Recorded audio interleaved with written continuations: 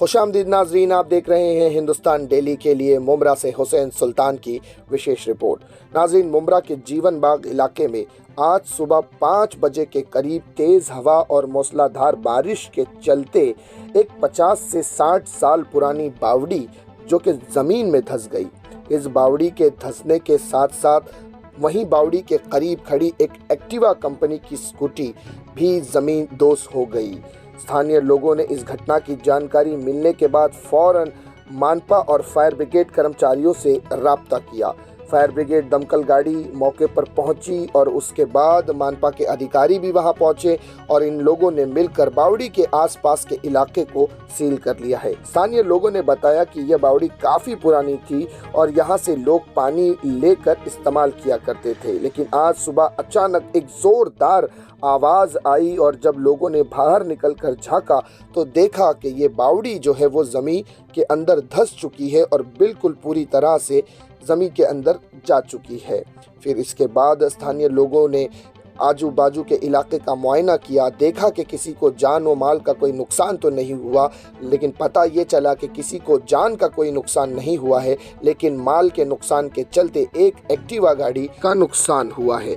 इसी विषय पर बात करते हुए स्थानीय लोगों ने पत्रकारों को इस पूरे घटना की जानकारी दी।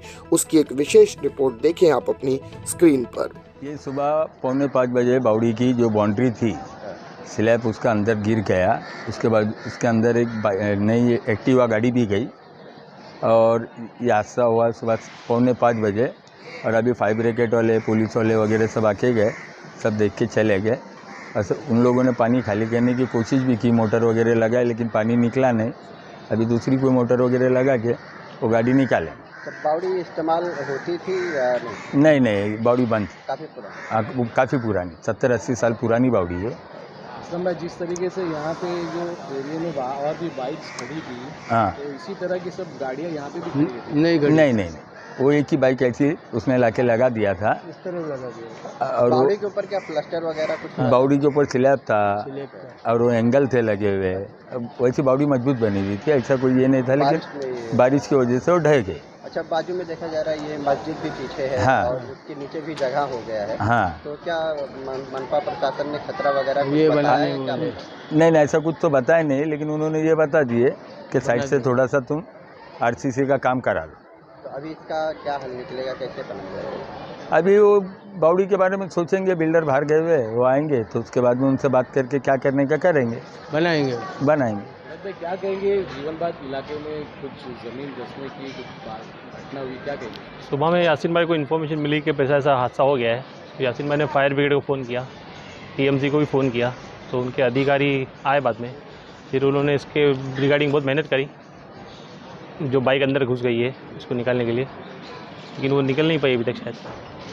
तो कैसा बॉडी कैसे खुली थी, बंद? नहीं, बॉडी कवर की हुई थी, लेकिन सडनली बारिश के हिसाब से बोट काफ़ी टाइम पुरानी थी, तो थोड़ा आजू बाजू से उसका मलबा घुस गया अंदर, तो नीचे चली गई।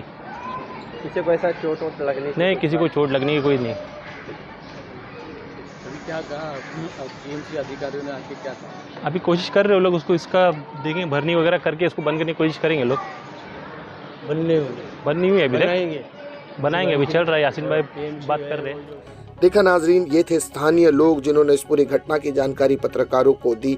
नाजरीन, इसी तरह की खबरों के लिए बने रहिएगा हमारे साथ। मैं सिराज शेख, हिंदुस्तान डेली से फिर मिलूंगा किसी अगली खबर के साथ। तब तक के लिए जय हिंद।